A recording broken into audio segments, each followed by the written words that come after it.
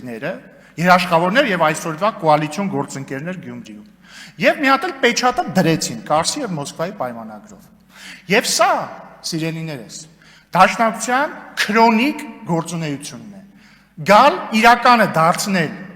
անիրական ինքնություն ու լացել։ Ու նույնը կրկնվեց 2023 թվականին Լեռնային Ղարաբաղում։ Երբ որ իրանք եկան մի տարածք, որտեղ ապրում էին հայերը, եւ որի վերաբերյալ մենք ասում ենք ամենակարևորն է նա, որ այդ մարդիկ կարողանան այնտեղ ապրել, դրա համար պետք է իջացնել նշաձող, դրա համար պետք է իրանք ուղիղ բանակցեն Ադրբեջանի հետ։ Դուք եւ Ղարաբաղից այդ պրոտեժեները մեզ ասում եք դավաճաններ, սրիկաներ, այս ինչա այն ինչա, վերցրեցիք իշխանությունը 19 օր հետո այդ իրական Ղարաբաղը դարձրեցիք ինքնություն։ Դաշնակցության ամբողջ գործունեությունը մի անվերջանալի շղթա է։ Իրական բաները դարձնել ինքնություն, հետո լացել, կենացներ խմել, հայդատ անել, փող հավաքել, ինքնությունը վերածել փողի, մոնետիզացնել փողը, իրական հայրենիքը դարձնել ինքնություն, մոնետիզացնել ինքնությունը։ Իդեպ մոնետիզացնել ինքնությունը ասեցիք, հիշեցի։ Ձեր ինքնությունը Արարատը չի, ձեր ինքնությունը Քոչարյանի $200 միլիոն է, որ ինքը ապօրինի ձեր կա բերել ըստ դատախազության մեղադրանքի, ու ինքը պետքա մուծվի բյուջե։ Այդ ձեր ինքնությունը պետքա գաք եւ մուծեք բյուջե։ Ու հերիքա ներվայնացնեք ընդհանրապես այս ժողովրդին։ Եկեք մուծվեք բյուջե այդ փողը։ Հաջորդը։ Այ հիմա ինձ ներվայնացնում եք, խնդրում եմ մի արեք դա։ Հաջորդը։ Կրկին վերադառնալով Ղարաբաղին, դուք իրական տեղը, որտեղ ապրում էին հայեր, վերածեցիք ինքնության, կորսված ինքնության, երբ որ ձեր դրածոն այնտեղ ստորագրեց Ղարաբաղի լուծարման փաստաթուղթը։ Իդեպ, այդ որ ասում եք ինչի եք դիվահարվում երաշխավորներից, որտեղ մի անգամ ձեր երաշխավորը եկավ Արարատը նենց արեց, որ մենք կորցրեցինք, երկրորդ անգամ ձեր երաշխավորը եկավ նենց արեց, որ իր քթի տակ էթնիկ զտման ենթարկեցին մեր եղբայրներին ու քույրերին։ Այդ դուք եւ ձեր երաշխավորները նենց արեցիք ձեր լուծարմամբ եւ երաշխավորի sense մեղմ ժպիտի տակ, որ մեր քույրերն ու եղբայրները էթնիկ զտման ենթարկվեցին։ Այնտեղի էլիտան էլ թռավ, փախավ այնտեղի էլիտան։ Բայց ոչ մեր քույրեր եւ եղբայրները, իրանք ստիպված են եղել լքել եւ բռնի տեղահանվել են Ղարաբաղից։ Հաջորդը, սիրելի բարեկամներ, այդ որ ասում եք, իշխանությունը սպառնում է պատերազմով։ 2020 թվականի սեպտեմբերի 27-ին ես նստած էի անի այնտեղ։ Վարչապետ Փաշինյանը ելույթ էր ունենում ստեղից, Էդմոն Մարուկյանը ընդդիմադիր խմբակցության ղեկավար նստած էր այնտեղ, ԲՀԿ-ի խմբակցության ղեկավարը նստած էր, բայց քրեակատարողական հիմնարկում, բայց Նայիրա Զորաբյանը, մյուսները, չգիտեմ, Մելքումյանը եւ այլն նստած էին այնտեղ։ Վարչապետ Փաշինյանը ստեղից հայտարարեց, որ պատերազմը կանգնեցնելու ձև կա, դա զիջումների գնալն է։ Ասեց համաձայն եք։ Բոլորը ասեցին ոչ, Էդմոն Մարուկյանը եկավ ասեց պարոն վարչապետ, հրամայեք գնալ առաջ, սա պետքա մեկ ընդմիշտ լուծենք մենք այս հարցը։ Արդյունքում եղավ 44-օրյա պատերազմը, բոլորը գիտեն ինչպես ավարտվեց, ինչ երաշխավորների երաշխավորությամբ այն ավարտվեց։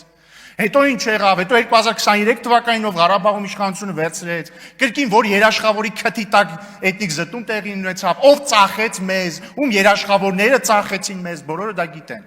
Բայց դրանից հետո, երբ որ հարցնում ես այդ ժամանակվա անդիմադիրներին, իդեպ դաշնակցությունն էլ արտախորհրդարանական ուժեր, բայց էլի ասում են ոչ մի զիջում եւ այլն։ Բոլորը ասում են դե Ժողովուրդ ջան, մենք խաբար չենք, մենք չգիտենք իրերի իրական դրությունը, մենք չգիտենք ռազմական բալանսը ինչպիսին է, մենք խաբար չենք, մենք պատասխանատու չենք։ Ամբողջ մեղավորը Փաշինյանն է, որ չի եկել ուղիղ չի ասել։ Ժողովուրդ ջան, հիմա Փաշինյանը եւ մենք ուղիղ ասում ենք։ Մենք հասել ենք մի կետի, երբ որ խաղաղությունը արդեն իսկ հաստատված է, այդ խաղաղությունը կա, հիմա կա այդ խաղաղությունը։ Այդ խաղաղությունն է պատճառը, որ վերջին 2 տարում ոչ մի զոհ մենք սահմանին չենք ունեցել։ Այդ խաղաղությունն է պատճառը, որ մեր սահմանամերձ գյուղերում կրակոց չի լսվում։ Այդ խաղաղությունն է պատճառը, որ 2025 թվականին առաջին անգամ ավելի շատ Հայաստանի քաղաքացիան մտել Հայաստան, քան դուրս եկել 8000-ով։ Այդ խաղաղությունն է պատճառը ներգաղթի, այդ խաղաղությունն է պատճառը տնտեսական զարգացման եւ այսպես շարունակ։ Դագաղների բացակայության պատճառը խաղաղությունն է։ Այն պատճառը, որ դուք հիմա սոցիալական հարցերից կարող եք խոսել, խաղաղությունն է։ Հիմա այս խաղաղությունը պետք է պահել, դրա համար հավելյալ ոչ մի գործողություն չի պահանջվում։ ի տարբերություն 2020 թվականի, ոչ մի հավելյալ զիջում, ոչ մի բան չի պահանջում, ոչ մի բան։ Ընդամենը պետքա պահել այս խաղաղությունը։ Այս խաղաղությունը ո՞նց է կառուցվել։ Այս խաղաղությունը կառուցվել է Վաշինգտոնյան օգոստոսի 8-ի հռչակագրով եւ նաեւ դրան նախորդած օրինակ սահմանազատման կանոնակարգով, որը մենք ստեղ ընդունեցինք, դուք կողմ չքվեարկեցիք։ Եվ այսպես շարունակ, այդ թվում թրիփի շուրջ համաձայնությամբ եւ այսպես շարունակ։ Հիմա դուք եւ ձեր դաշնակիցները, ձեր երաշխավորների, ձեր են սիրած երաշխավորների խավորությամբ, եկել ու ասում եք, եթե մենք գանք իշխանության, մենք վերանայելու ենք այս խաղաղությունը։ Դուք ասում եք, մենք համաձայն չենք թրիփի շրջանակի, պետքա թրիփը լայնացնել, պետքա թրիփը, որը հայ-ամերիկյան նախագիծ է, դրա մեջ ներառել այնպիսի կողմեր, որոնք բաց կոնֆլիկտի մեջ են Ամերիկայի հետ։ Այսինքն այլ կերպ ասած, դուք ասում եք թրիփը չպետք է լինի։ Հաջորդը, դուք ասում եք, որ Ալմատայի հռչակագիրը չի սահմանում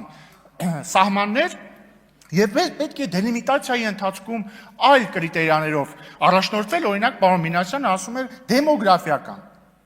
Այսինքն դուք վիճարկում եք Ալմատայի հռչակագիրը որպես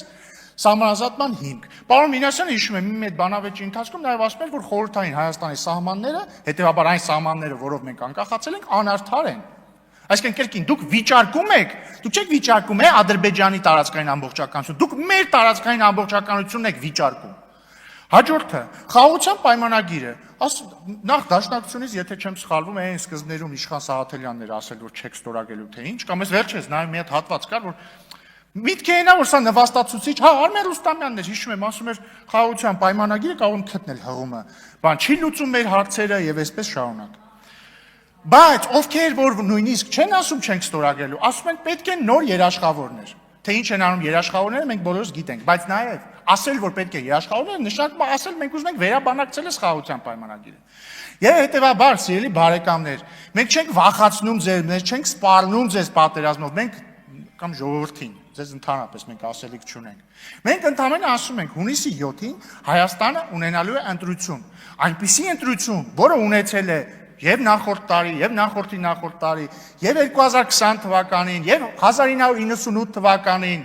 եւ այսպես շարունակ։ Այդ ընտրությունից է կախված, մենք ունենալու ենք, պահելու ենք այս խաղաղությունը, թե գնալու ենք պատերազմի։ Հիմա դուք առաջարկում եք պատերազմ, դուք առաջարկում եք վերանայել այս խաղաղությունը։ Դա նշանակում է պատերազմ։ Ոչ թե որովհետեւ քաղաքացիական պայմանագրի գոյությունից է կախված պատերազմը կամ խաղաղությունը, այլ որովհետեւ թե ինչպիսի քաղաքական գիծ է ընտրում Հայաստանը, այդ դրանից է կախված, դա կբերի կպահի խաղաղությունը, թե կբերի պատերազմի։ Հիմա եթե Քոչարյանի քաղաքականությամբ առաջնորդվի Հայաստանը, ըստ որի Հայաստանը չի կարող պարփակվել իր 29743 կիլոմետր քառակուսու